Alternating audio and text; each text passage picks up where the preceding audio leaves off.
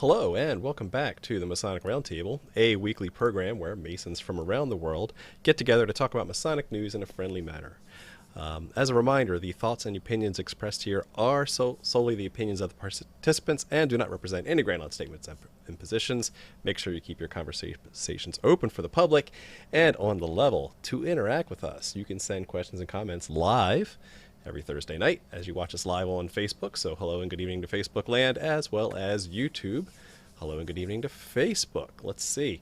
You know me. My name is John Ruark. I am a past master of the Patriot Lodge number 1957 in Fairfax, Virginia, and I am happy to be here. So without further ado, let's move to the next host on my screen, and that would be Juan Sepulveda. Good evening, Juan. How are you?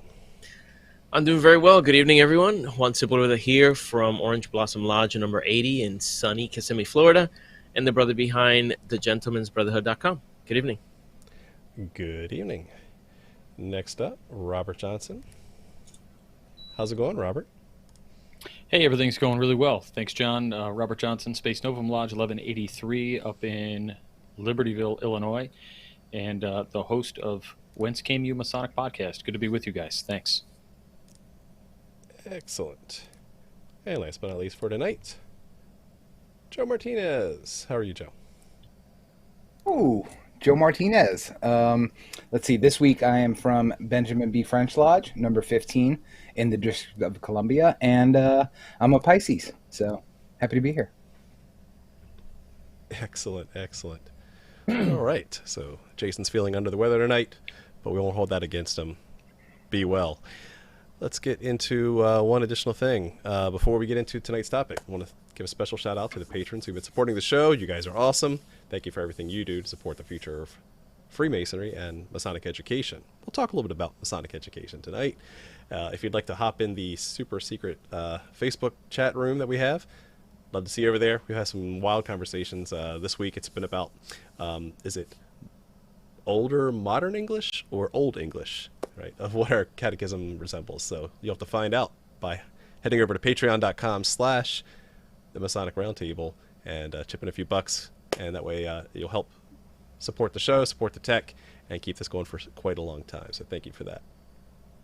Okay, so tonight's topic is an interesting one on the concept of the well-rounded Masonic education diet. So if you're new to the show, I hate to break it to you, we really like Masonic education. And so that's what keeps us going. That's what's kept the show going for over 6 years now. But when you consume, just like you consume food and nutrition for your body, you want to make sure that what you consume is well-rounded. So let's pull that metaphor for a second here. Your body needs certain types of protein, certain types of nutrients in order to function properly. It's going to need different ones at different times. It's going to need different pieces of nutrition as you grow. So the same is also true for your spiritual growth as well. You're going to need different pieces of Masonic education as you grow in your knowledge and grow in Masonry. So we're going to be using that metaphor of what it's like to have, quote unquote, a well-rounded meal or a square meal of Masonic diet in your education. So let's really think about and unpack that and explore what that means to make sure that we have a square meal of Masonic education. Without further ado, let's start with Joe. What do you think one aspect of your Masonic education diet should consist of?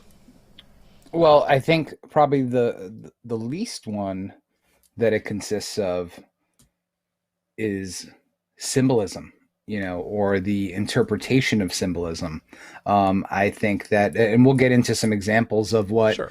different jurisdictions consider education, but a lot of them say symbolism, but you don't really get that in lodge that often. So I would say that's probably your carbohydrates in the mix.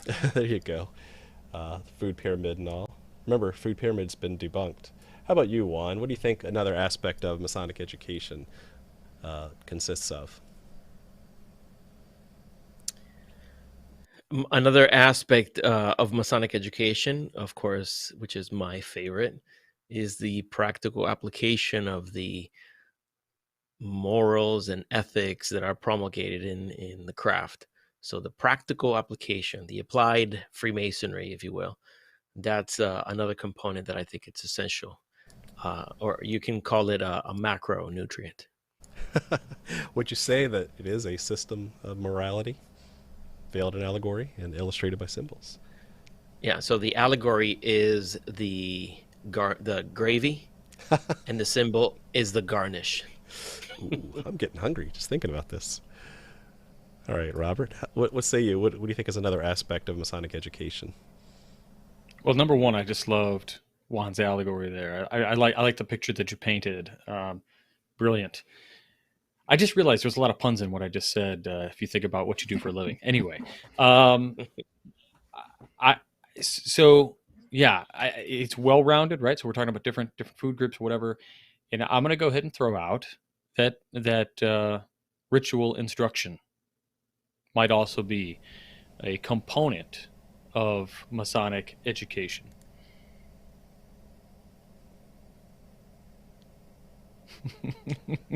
I knew you were going to go to me. I knew you were going to go to me. Hard cut. I would have to absolutely disagree with Robert on that. I don't believe That's fair. the learning of ritual is, I don't consider Masonic education, like what the ritual symbolizes and the execution of the ritual. Yeah. That's what I'm talking about. It's Oh, it's the okay. Well, then understanding I of the agree with Robert. ritual. Yeah. I don't mean like carry rod this way, take this step this way. Although there could be a basis, right? If you believe in practical magic, that things have to be done just a certain way in order to invoke things. I mean, that's one thing. But as far as Masonic education, we're talking about the expansive nature of the human mind, in my view, anyway. I mean, you could pull that thread. I started disagreeing with you just because you said the word ritual. So doom on me. But pull that thread a little bit, and even the movements that you learn. Pick up your staff this way, go around the room this way, that kind of thing. I mean, you're learning about things like invoking sacred spaces and stuff like that, whether you know it or not. Why do we do this at the altar? Why do we do that? So in that regard, yeah, that could absolutely be education if the person that's doing it is actually thinking about that stuff and not just going through the motions. Correct. Right? Yeah, exactly. I mean, we've talked about ritual writ large on other episodes of the show, right? What does it mean to have rituals, and is it going through the motions, or is it going through the motions and understanding why? Obviously, the latter is preferred. Another one that I'll just jump into before we dive deep is history. So that's another element that is, it's pretty easy to do because, people who are amateur historians can easily pick up the unique aspects of the history of the craft, the history of their lodge, the history of this old past master who's been around for 100 years and knows, where all the little, dents and creeks are in the lodge building. Like, that's history, and that is your lodge's history. But also there's the whole history of the fraternity as well, and there's no shortage of areas to explore for the Masonic student. Yep. Like George Washington. No, shut the front door. George Washington was a Mason. He was. We should do a show on that. We should. And I think the obvious one that we also have kind of missed in our foursome here tonight is the administration part, right? Many jurisdictions, because we just did a whole episode on jurisprudence of how they make laws and how business is handled. That in itself can be a piece of instruction that one would get in their Masonic career to learn about how the bodies work, how they operate, how they vote, how they handle bylaws. That's just the whole administrative part of the fraternity as well. Okay. So that'd be more like the broccoli. That would be kind of the vegetables off to the side. That the healthy portion, the stuff. The stuff they want you to. Yeah, you make sure you eat your fruits and vegetables. You kind of should know how to do it, but it doesn't taste good. There are people that love beans. It. There are people that green beans. Gross. Of education. It is the green beans, right? Because it's let's pull that thread a little bit. And yes, I did say the word green beans. Super chat love to anyone who throws green beans in tonight. So I Um, got a drink when Joe yes. says green Joe, beans. you can't say pull the thread. You have to say let me stir the pot a little, so that we can stay just on brand. Yes.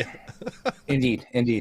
So let me stir that crock pot a bit, with those soggy green beans. But is I would actually bifurcate learning how to be a lodge officer from Masonic education as a whole, right? Because you've got your brothers that have been Masons for 20, 25 years, have never sat in a chair. They have no desire to sit in a chair.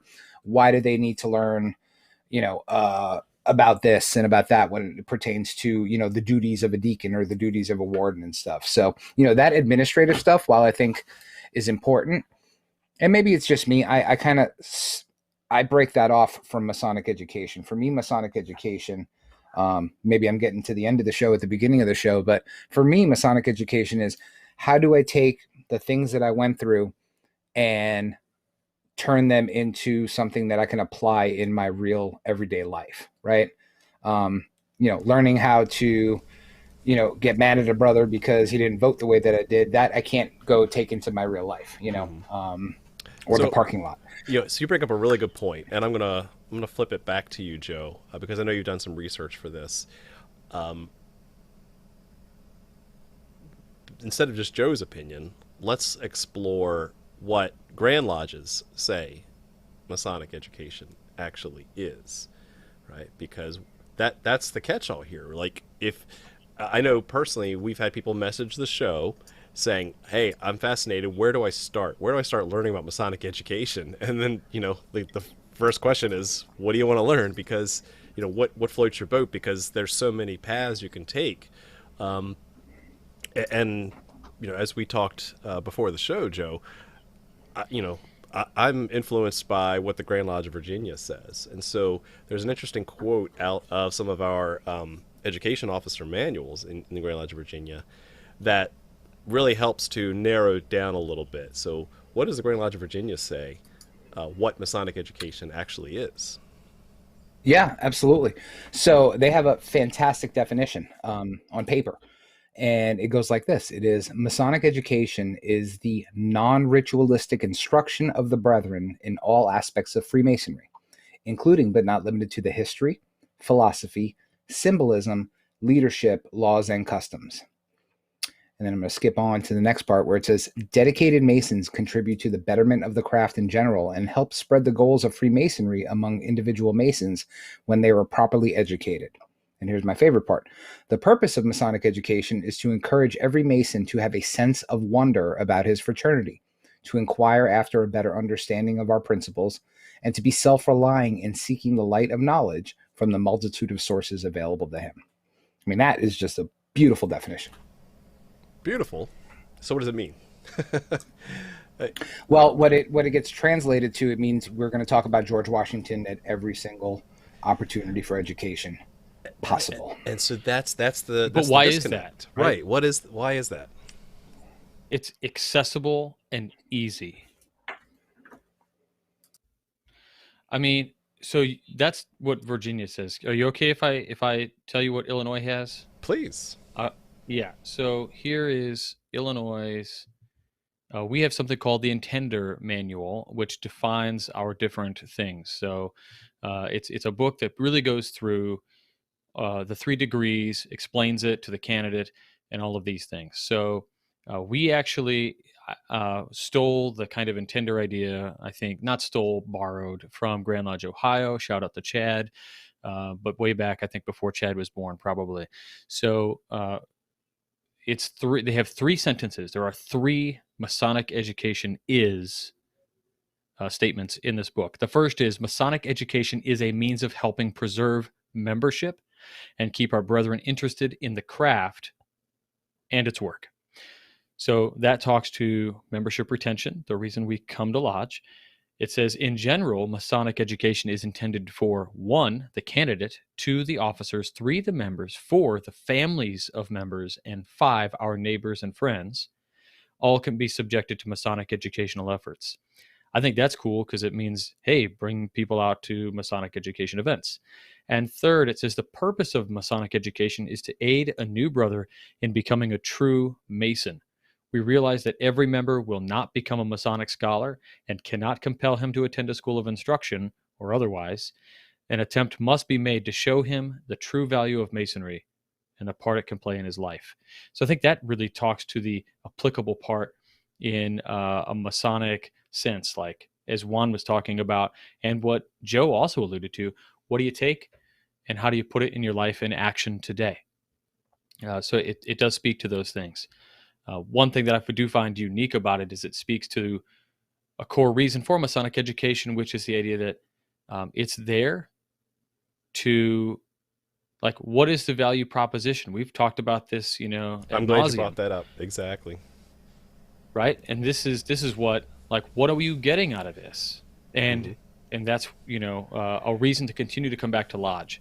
People don't pay dues for the minutes, right? We all know this. Or Joe's favorite green beans. They pay because they derive a value from the Lodge. So if you're getting a college degree and you're getting general studies, then you would ask a student of general studies, what are you studying? Well, general things, right?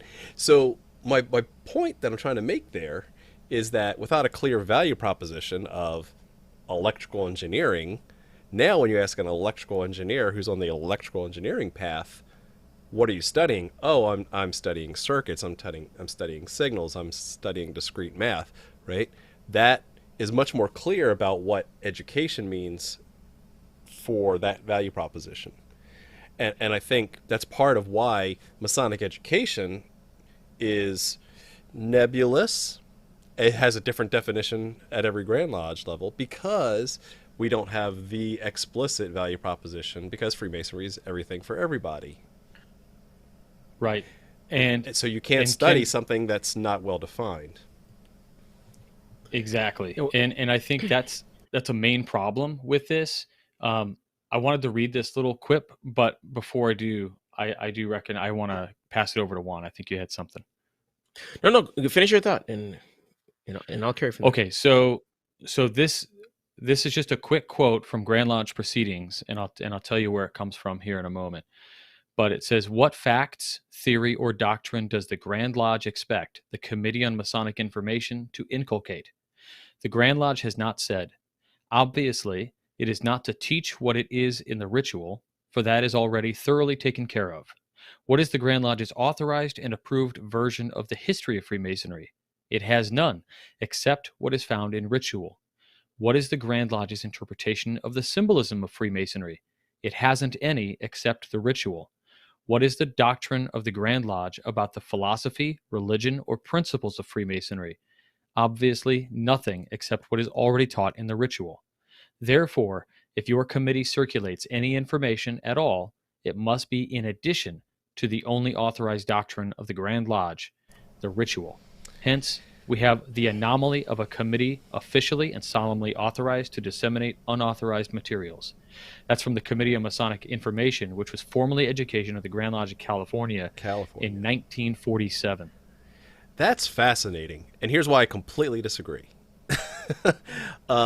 First, which ritual, right? I mean, of course, they're talking about California's, right? And, when you look at like a great book like A Mason's Words, where you look at the Preston Webb influence or the Ancients, influence, like which ritual depends on who wrote it, which depends on what they were trying to say.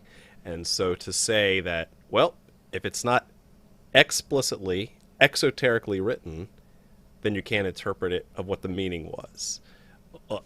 Or the converse to that statement is, it can be anything you want as long as it lines up with that.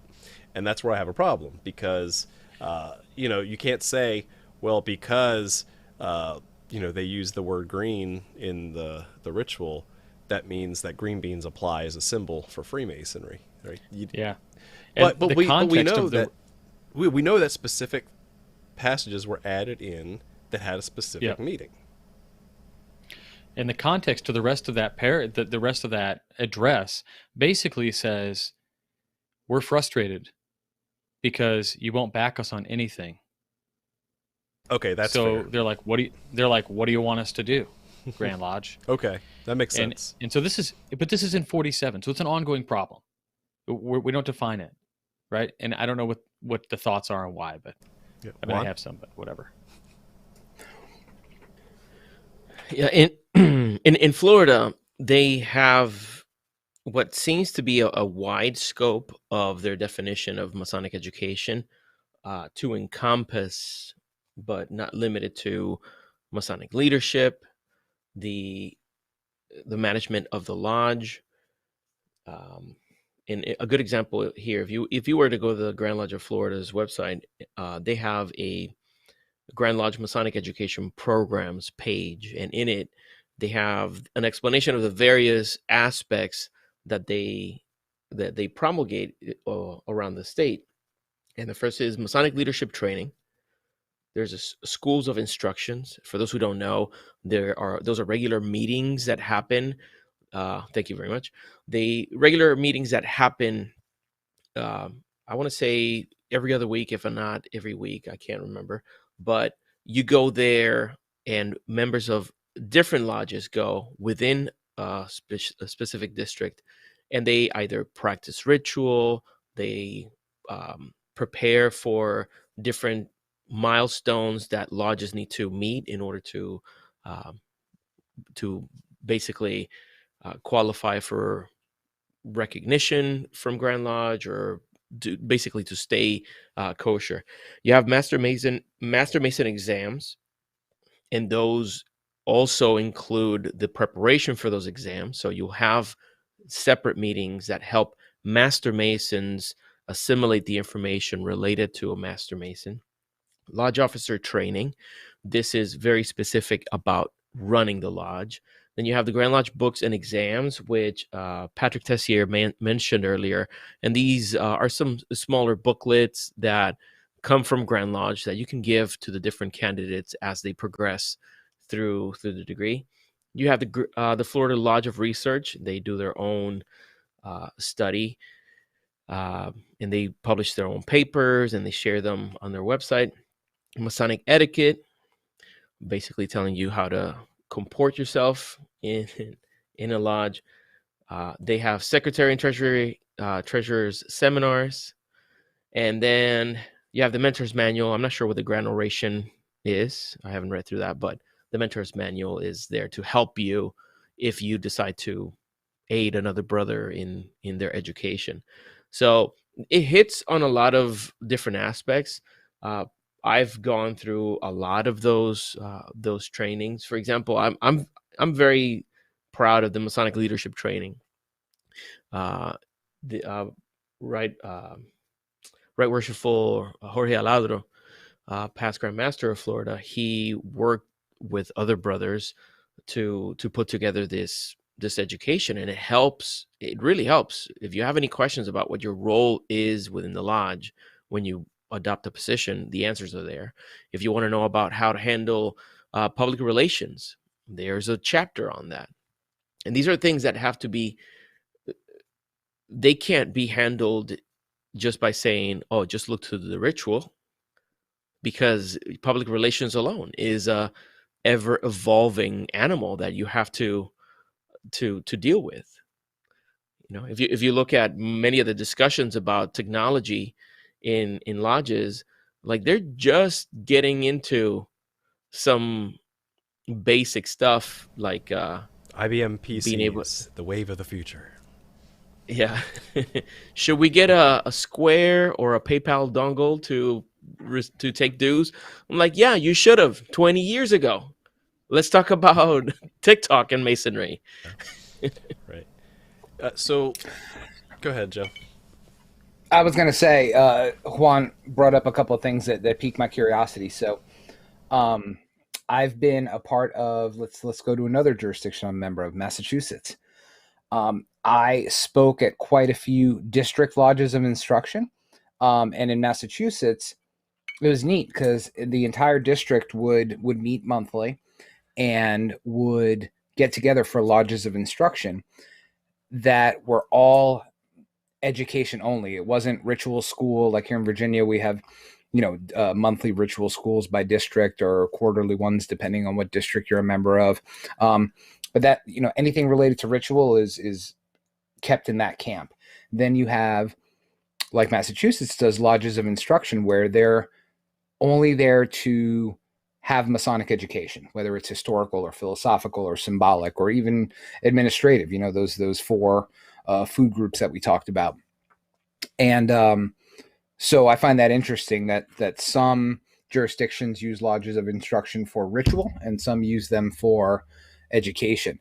But the other thing that Juan said that struck a chord with me, that I think we've all seen or been a part of or are members of, are research lodges, right? And the whole advent of research lodges was, I'm not getting Masonic education in my lodge, so let me go somewhere where its sole purpose is to do Masonic education, right? So, just those two things that, the distinguished gentleman from Florida raised, I thought was interesting. Yeah, Juan raised it too. Yeah. So what happens to the human body when your nutrients are off balance? What happens when you're focusing too much on sweets and sugars and not enough with proteins and fibers and the like? Organ shutdown. Bad stuff, right? Like bad stuff, yeah. Yeah, exactly. And so, we always talk, you always hear growing up, balanced diet, right? Balanced diet, well-rounded meal. A colorful plate is another thing they teach kids now, right? Make sure you have lots of different colors on your plate of green vegetables and colorful fruits, and as well as your proteins and starches. So the same can also be true, and I'll go ahead and say it, that if your education is off balance, then you will also have some sort of decay in part of your Masonic spiritual body. So what does that look like? Well, here's an exercise that any one of you can do from home, is to go look at your favorite Masonic education resource. Don't care what it is. Whether it could be TMR, it could be your Grand Lodge, it could be Facebook groups that you're part of, right? Your Fracted Light or these others. Saperi Aude has an interesting YouTube channel. And what I want you to do is to try to sort the content that you see, as wonderful as it may be. Try to sort them into those different buckets we've talked about earlier in the show. And the challenge is to try to see, is it too heavy-handed on one side or the other? So where I'm going with that is,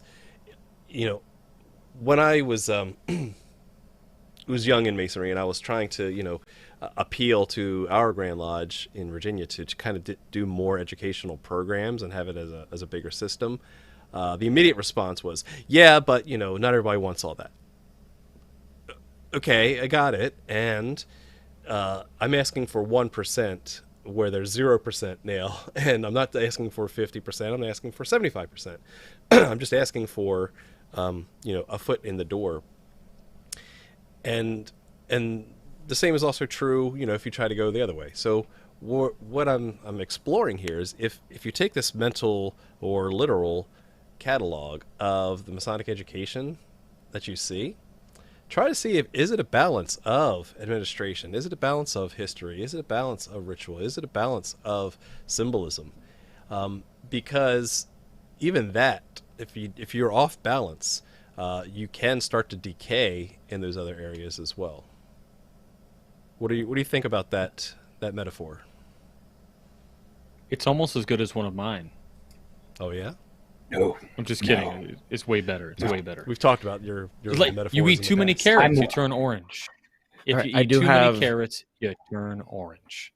Just saying. I did want to shine a light on one of the classiest, most elegant, and inspiring first ladies that this country has had the pleasure of having in the White House, Miss Michelle Obama.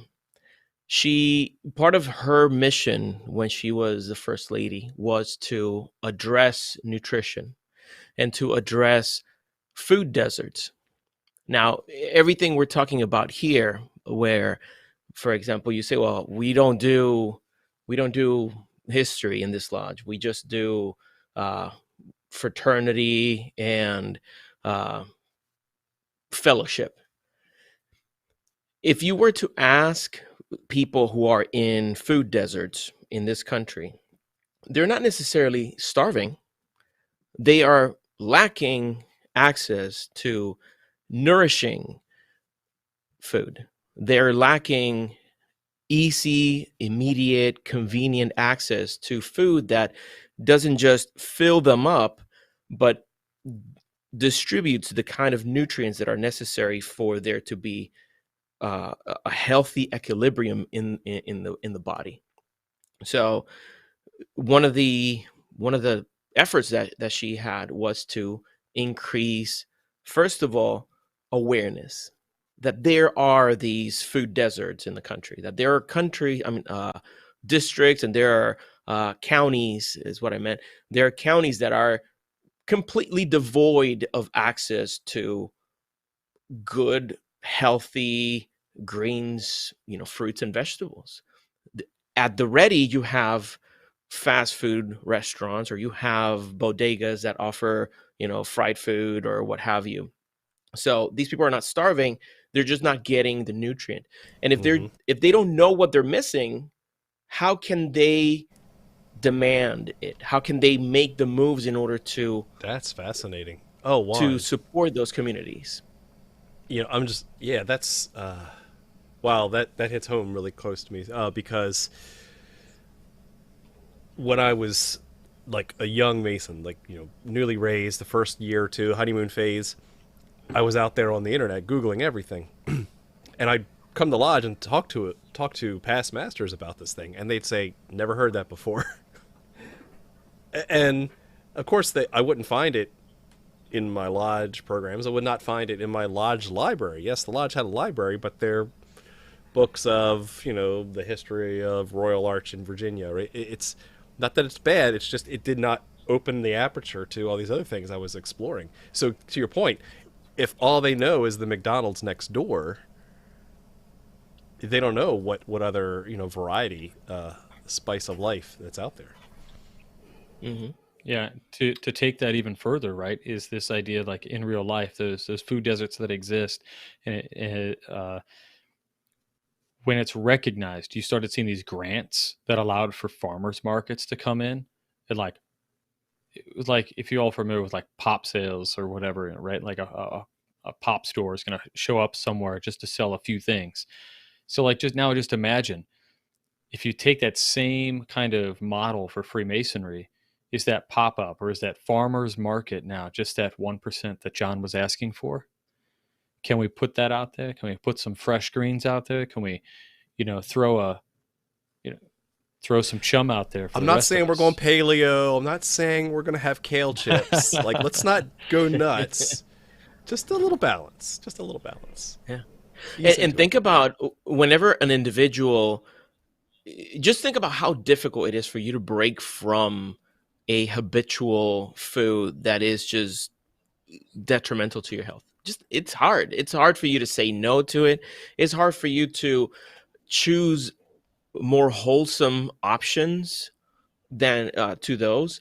So if you were to compare that to, let's say, for example, a lodge or an entire district that has been devoid of just the practical application of masonry, okay, because and I'm passionate about this. If we say that we make good men better, it's not by osmosis. It's not just by being in close proximity to other like-minded men.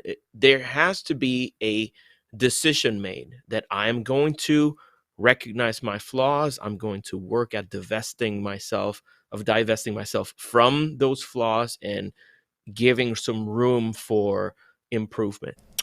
That And doesn't you happen don't by get accident. that from the Committee on Jurisprudence and how they dictate the administrative process in which resolutions can be introduced and voted on in an appropriate manner that is equal to 2/3 of the vote of the past masters and or the Grand Line Committee. I You am just made me sure. feel like I was in lodge. I just felt like I was in lodge right then and there. Well, he was just somewhere a lawyer got his wings. he was just pointing people to that excellent discussion we had on jurisprudence. If you missed it, check it out. Last episode, don't miss it. But their intentions may be great. The intention of the people that want to make these amendments to the Masonic Digest and the Masonic law books, basically, the intention is right, but sometimes the execution may be lacking. Like, for example, I love the fact that we have so many options here in Florida. The intent and the intention is well thought through, and there's an option here for a lot of different aspects that we need. But when you actually go to lodges, are they putting into practice some of these things? Do we have wholesome discussions within the lodge that are going to stimulate the minds of the men present? Are we going to explore the challenges that our youth is facing, or not just the youth, but the new members of the fraternity? Are we discussing what they're facing and how we can help them overcome it? If we don't do that, then yeah, you may have some people that earn a beautiful certificate to put on their wall, but you are not necessarily harvesting the fruit of your labor. People aren't becoming better, especially if you within the lodge setting. That's let's not forget, that's the point of contact with the craft, is the lodge room. And if the lodge room doesn't have that nutritious component, then we might as well not even have it. It's just. Yep. No, totally agree. The other thing I'll add to this conversation, because again, to pull this metaphor to its ultimate end, is that you even have to listen to your own body. Like, you can kind of tell if you're getting hangry, right? I know I need some blood sugar boost. I know I need some protein in the morning. So when you become attuned to your body and you listen to what your body needs, your diet, and when you consume your diet, will be actually tailored for you, right? You may be on a different schedule than the rest of your family or the rest of your household. Same is true for your lodge, right? The needs that you have Masonically in an education sense also will be unique to you.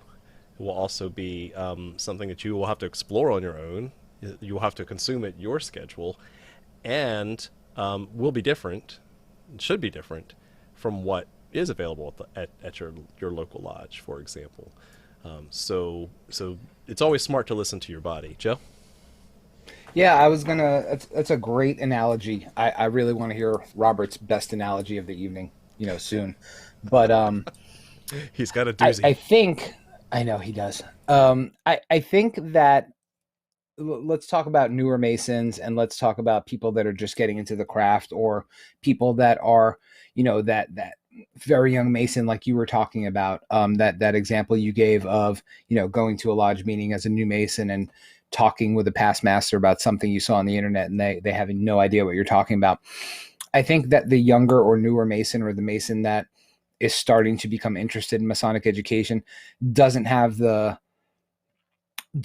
the mechanism by which to ask for that education, right? Because they don't know, when they start out, they don't know what's right and what's wrong, Mm-hmm. like, oh, I thought the business meeting was just a business meeting. I didn't know we were supposed to have education.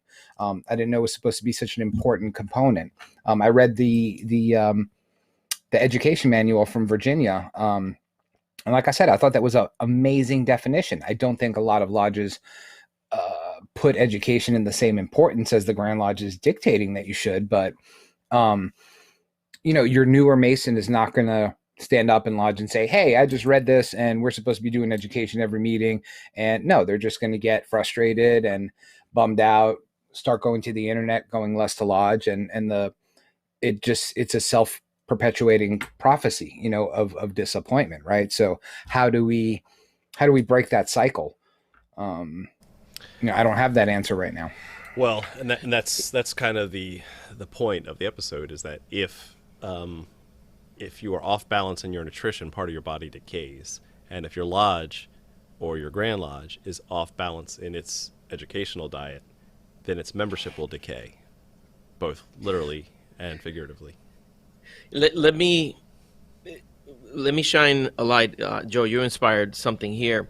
When you say that, for example, I can't say I can't remember how you phrased it, but when you're saying that, okay, we don't know how they're going to go about getting their Masonic education. For example, they go to lodge, they don't get anything other than the ritual and maybe the business part of it.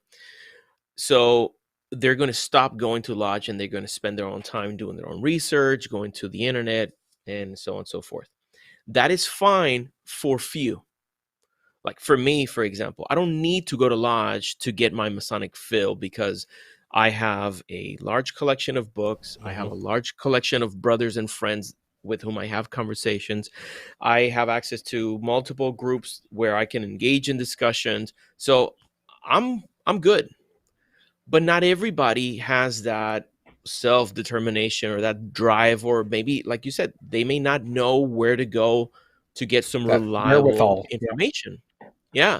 Yep. So they're in a precarious situation, because for them, it's going to be a disappointment, not just in the fraternity as an organization, but it may end up being a disappointment on the craft as a system of philosophy. Lastly, what I'll say about that, it made me think of someone, for example, who lives in a food desert. And again, a food desert, for those who don't know, is an area in a country where it's difficult to find wholesome food that is packed with nutrition. Yeah, usually urban settings, right? Most of the time, that's where you'll find them. You will find in those areas, you'll have families that grow their own vegetables and fruits. So they have the wherewithal to actually take the initiative and work the land for their own nutrition. They don't need to travel super far to go get stuff. So they may be the equivalent of someone who can sit on the internet or sit in front of a book and absorb that desired knowledge that they're looking for. Yeah, I think that is a excellent point. And as you were saying that, I was thinking of, this issue that we've been talking about all night is unfortunately a very American issue, right? You don't have these same sorts of issues in other parts of the world, right? For a couple of reasons. Yeah, well, if you go to South America, their definition of Freemasonry is depending on where you go and what rite they perform. It's very specific, right? So everybody knows what they're getting in, what they're getting out of it before they get into it. Let's look at the UK, for example. And if there's any UK folks on here on YouTube, correct me. But from what I've seen, they have things like affinity lodges. So you have groups of people that are all interested in the very same things, smaller lodges, right? Not the super lodges that we have here in the States of 200 plus people or more. But if you have I guess you could say we have that concept here with the quote unquote traditional observance movement, right? Smaller lodges that all have the same desire to get the same thing out of Masonry. So I guess to your point, John, it is an imbalanced diet, but come hell or high water, they're going to go down swinging, and they're at least going to do it together, right? Which is, I would say, a big step up from a lot of your regular lodges. Robert's been thinking over there. I know, I see his face. I was just looking at him like, man, he is going through some stuff up there. Analogy. I'm just thinking about everything. I don't really have an analogy. I have one that's easy though, right? I guess for me, I think about all these things that we have this pull for education, and Grand Lodges think, awesome, let's put together a program. And I think, number one, Masonic education is demanded by some who, there's got to be some psychological profile for somebody who's like really into Masonic education. that also says we're like loud and obnoxious, and or a good number of us are anyway, right? Because somehow we're like really a minority in Freemasonry, and yet Grand Lodge has allowed, all of y'all, right? But yet Grand Lodge is never. I work for the Grand Lodge Illinois Masonic Education Committee, and what I'm about to say is is not Grand Lodge words. It's my own. So a disclaimer, right? Like John has in the beginning of the show. I don't think Grand Lodge programs generally work for Masonic education ever. And I think it's because there's always this focus on the program. And so aside from that, Masonic education doesn't work because, again, I said we're a minority, I believe. Very few brothers are earnestly seeking betterment actively by participating in something, right? Like, oh, I went to work. I passively listened to a WebEx or something that we put on. We had some guy talk to us from Congress about leadership and community, or I watched a Netflix show or whatever, right? And like, nobody's actually getting up out of their chairs and saying, hey, I'm going to drive up to an hour, maybe more, to Lodge to sit and go to an educational program. And regardless of what that educational program is, like I really don't care if it's administrative, because administrative at least helps you understand how to move the lodge. If it's philosophical, which arguably everything is philosophical, even leadership, the ritual is in how it's done properly with decorum. All of these things have a place, I think. But we're always focused on the program. And I think one thing that ties a lot of what we've talked about tonight is this idea that actually, I'm going to throw back to Chad Kopinski. He's in Ohio. He's the education chair there. And he's made a real point about talking about how Freemasonry affects the person, right? So it's not about the Grand Lodge program. Did you complete the Grand Lodge program? Like, dude, I don't care about any Grand Lodge's official interpretation of concept A, B, C, whatever. It doesn't matter, because it's wrong. It's always wrong, because it's going to be about an individual Mason's personal journey. And so what we're talking about here is this idea that Juan is talking about practical application, which is awesome. And that practical application might be a different lens for Joe, who looks at things through an esoteric kind of sense, and he pulls those practical lessons into his home life and business life or whatever. We all do these things. And so that's one thing that frustrates me, I think, is these Grand Lodge programs. Steve Harrison wrote a great piece about Masonic education served on a silver platter. And he has like information that basically says we gave it to them and nobody uses it because it's a minority thing. Not everybody uses it. It's like when it's like, here's your analogy. If we're all together at work and we're like, hey, we're going to get together for beers after work, who's coming? And you talk to that one guy and he's like, yeah, I'll probably see you there. And he never shows. It's the same way, I think, with lodges, really. We don't have any real expectation. How many guys really join to be actively bettering themselves? I'm not saying there's anything wrong with that.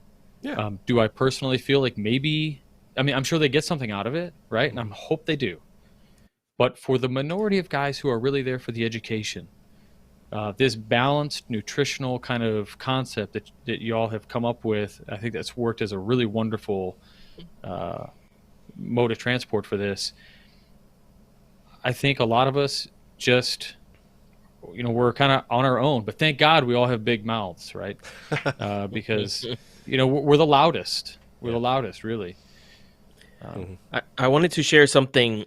When I was living in the beautiful island of Puerto Rico, very, very spicy, when I used to work in the hotel industry, and I was part of the opening crew of this amazing hotel that's part of a gigantic hotel chain that you're probably familiar with.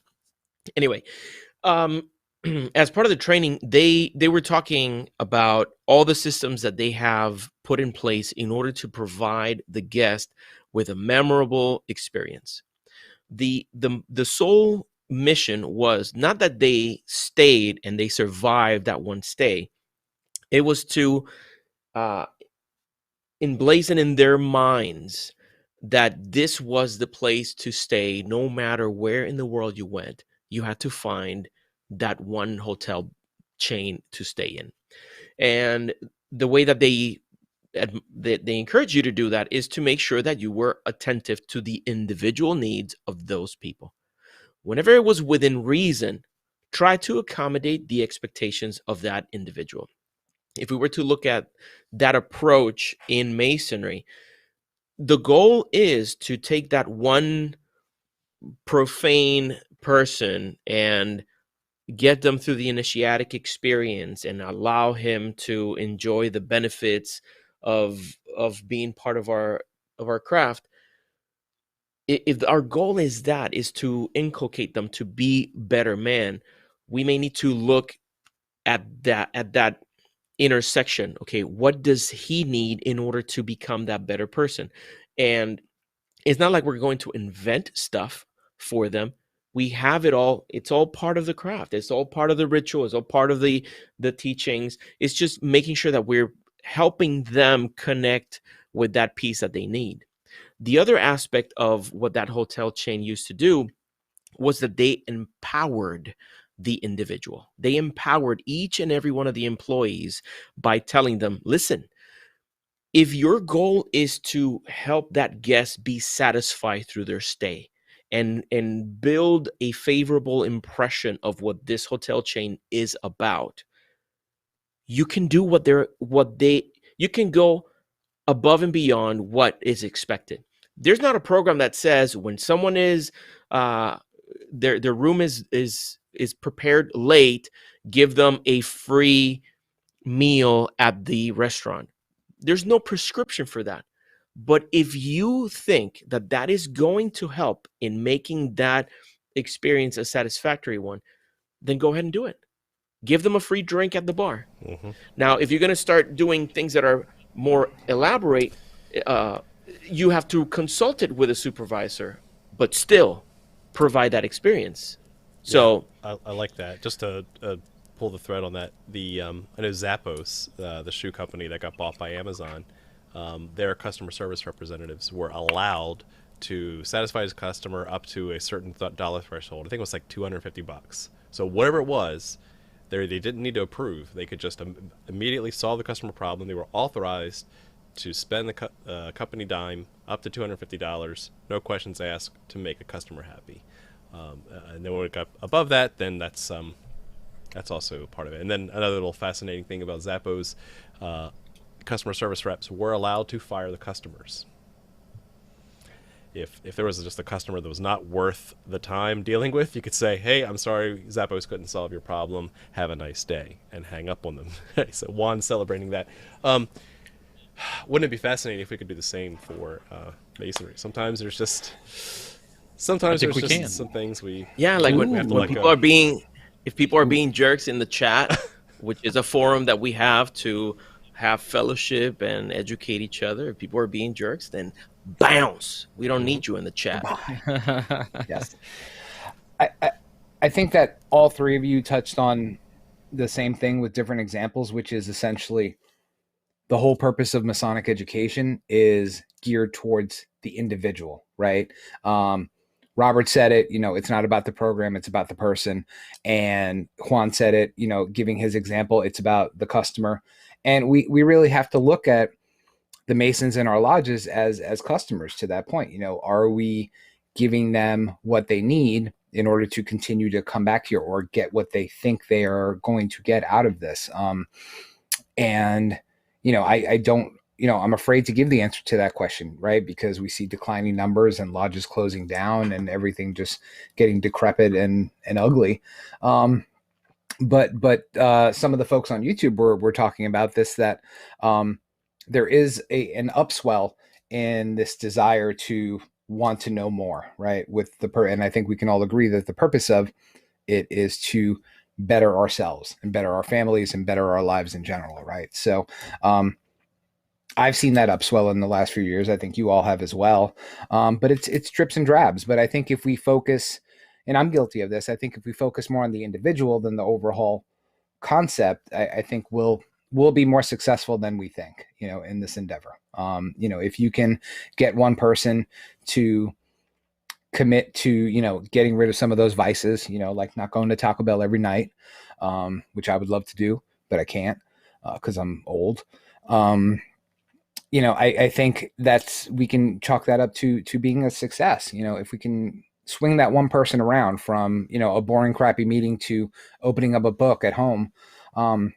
You've all said it. It's about the individual, and this whole thing that we call Freemasonry is an initiate's path that you get to do with other people that you like, and that's essentially all it is.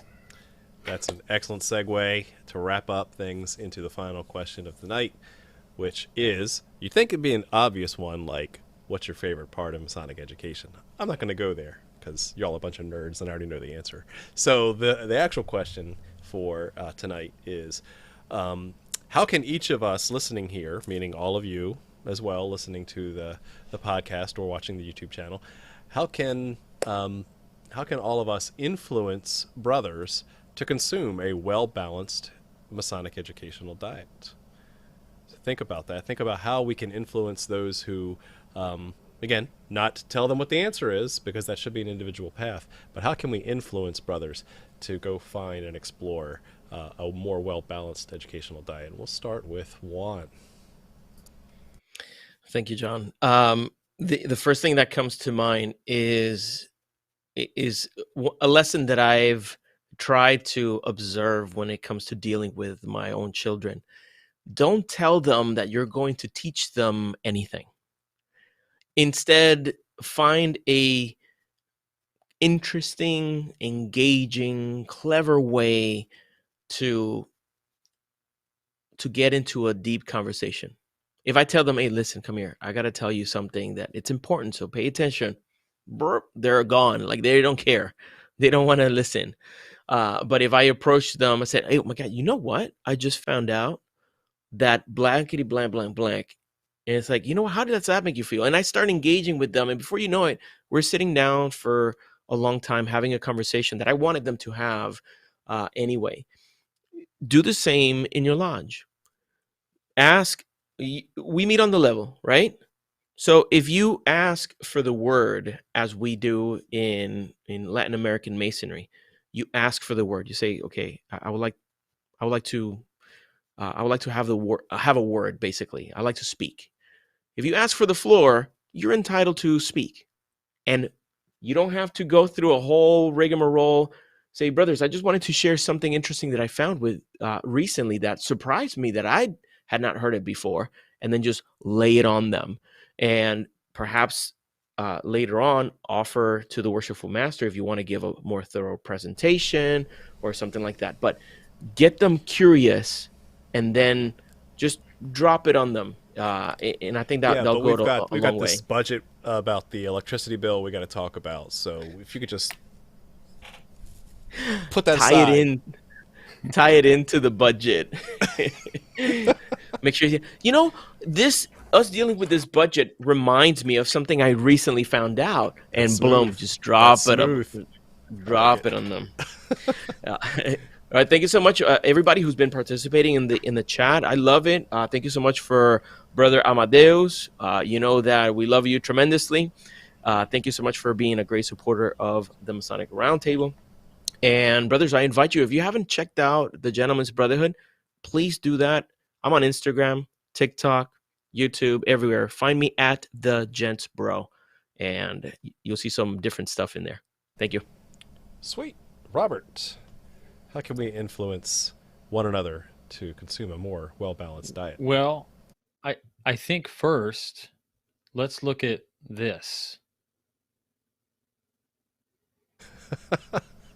So try it. What is it? You might like it. Okay, so this is green eggs and ham, right? You all know the book Green Eggs and Ham. Sam I Am tries to get the dude to try green eggs and ham, and he's like, I don't like it. I don't like it. I don't like it. And at the end, he's like, fine, I'll try it. And you know what? I'll try it, and you're going to leave me alone. And he tries it, and he's like, damn it, I like these, Sam I Am. I like Masonic education. So that's where I'm going with this. this whole idea of, let me stop sharing that. There you go. So this whole idea is that in my mind, you don't know what you don't know. You have preconceived notions, and a lot of us are just stuck in a rut with the same old stuff over and over again. We don't want to try this. We can't do that. Look, I've tried some really gross food in my time, and I'm a man, and I was like a real picky eater as a kid, and as a grown, I was going to say something else, but as a grown man, I'm like, I'm mature enough. I should try this food and actually know if I like it or not. And you know what? I hate hearts of palm, but you know what? I love asparagus. And you know, when I tried asparagus, I was probably like 28 years old. So it's just like, you don't know that you really don't like it. And yes, there are problems with the way Masonic education can be presented sometimes. I think Brother Patrick Day has a great article about this. Sometimes we're too pompous. So, or not we, but some guys can be too pompous about Masonic education. Sometimes it's too dry. And sometimes the administrative guys just hate the Masonic education. They roll their eyes. Read all about it in Darren Lahner's most recent Masonic education piece on Midnight Freemasons. There's just not a lot of respect that goes around, I think. But if you try it, you might like it. What does it look like? I get guys asking me all the time, how do you bring Masonic education into the lodge? And it's like, I ask them, well, what kind of Masonic education are you looking for? Well, I really want to get into the philosophic stuff. Well, listen, you're not going to go into your lodge and start doing the golden verses of Pythagoras and have anybody stick around. Like, maybe you will, right? If you have a TO lodge, or that's the expectation. But if you're just a lodge, I say just a lodge. If you're a lodge, like my mother lodge is primarily HVAC, retired military guys who race through the minutes to go home. Like, I honestly don't, I know they love each other's group, and that's what drives them together. They like the social time together before and a little bit after lodge. They rarely stick out because they're older guys. So they want to go to home, all these kind of things. But maybe there's a way to bring in some kind of Masonic education that's like, let's talk about this historical moment in Freemasonry. And what made this historic? Was it the decision this man made? And was that a Masonic tenet? Think about ways that you can start pulling apart these things and talking about them in a more philosophical way that guys can actually relate to. And if you try baby steps, and you'll be surprised. I think Gary Meisner in the chat had talked about bringing some of Juan's applied masonry into lodge, and some of the oldest past masters just ate it up and just started talking. You don't know that it's not going to work. It's really simple. Masonic education is not always just some dude reading a 20-page paper in front of the lodge, sounding like Ben Stein from Ferris Bueller. It doesn't have to be that way. It can be an active conversation, introspective, all of those things. So try it. Just try it. Start with baby steps and, ease the way in the door. In psychology, they call that the foot in the door. Hey, you're going out for milk. Can you also pick me up, a Snickers and some Twizzlers, 6-pack of Heinekens, and some asparagus? But that's my advice. I really think that's how you can start to make some changes. If you like Masonic education, check out Whence Came You. There it is. Baby steps, baby steps. Brother, 32nd degree, Brother Richard Dreyfuss. There's going to be a webinar with him soon, talking about civics and Freemasonry. Anyway, I would say if you like Masonic education, check out Whence Came You podcast. That'll be on Sunday nights, 9:30. I don't know what this episode this week's going to be about because I haven't recorded it yet, but it'll be fun. I promise. We'll talk to you then. It's a mystery. Thanks, everybody. All right. Joe, over to you. Hey, so good talk tonight. I think I'm gonna be a little bit different and say, if you're a new Mason or you're new to the craft or you've been in the craft for years and you don't have this feeling that you're getting Masonic education, whether it's coming from the Grand Lodge or from your local lodge or what have you, travel. Leave the place where you're comfortable with and go to another lodge. Go visit that lodge, see how they do things. see what the camaraderie's like, see what the tone and tenor of the place is like. I can't tell you how many times I've traveled and I've walked and walked into a lodge and had a completely different experience than I get from my home lodge. Sometimes it's different and I'd like to go back again. Sometimes it's different and I'd probably not go back again, but you at least learn that there's different aspects of masonry 3 or 4 miles away. So travel, go visit other lodges, see what they like to do, see what they don't like to do, and you'll start to get a feeling for what your place in the fraternity is going to be and how that revolves around Masonic education. So yeah, that's probably where I'll leave you with, is just travel and go try something new. Maybe like that asparagus that Robert tried. If they have green beans, turn around and walk out. So that's the last thing I'll leave you with. 100%. I was waiting. No for you green to beans. say, try it. No green And beans. What is it called? It's like the fancy green bean thing where they think they throw some almonds on top. And then it's delicious. Casserole. They call it a casserole, and that's absurd. Have some dignity. Walk away. Green beans, almond, or I don't know. Whatever. At least No there's mas. a line. I'm proud of you guys for having a line, so that's good. Hard All line. right, let's see. So how can each of us listening here influence brothers to consume a well-balanced educational diet? It really comes down to 3 areas for me. 1, be curious. You don't know what you don't know, so always kind of be scanning, be looking. Be aware means like get awareness of that somehow, and then be repetitious. So if you are trying to influence others, see what's out there, let people know, bring it up. If you have a minute of the worshipful's time, you can say, hey, I just want to let you guys know that I have a little book study club. Love to have you guys talk. This week we're talking about Wilmshurst meeting of Masonry. Thanks. Right. Make sure that people are aware that there's other things out there, or things that to make them well-rounded in their endeavors. Or hey, I'm going to do Virginia. We have a thing called correspondence courses where we kind of go over some of the Masonic law, and that's great. Say, hey, I'm going to get together some guys after lodge, and we'll go over a correspondence course. We'll go over a couple of questions on that. So give them the awareness.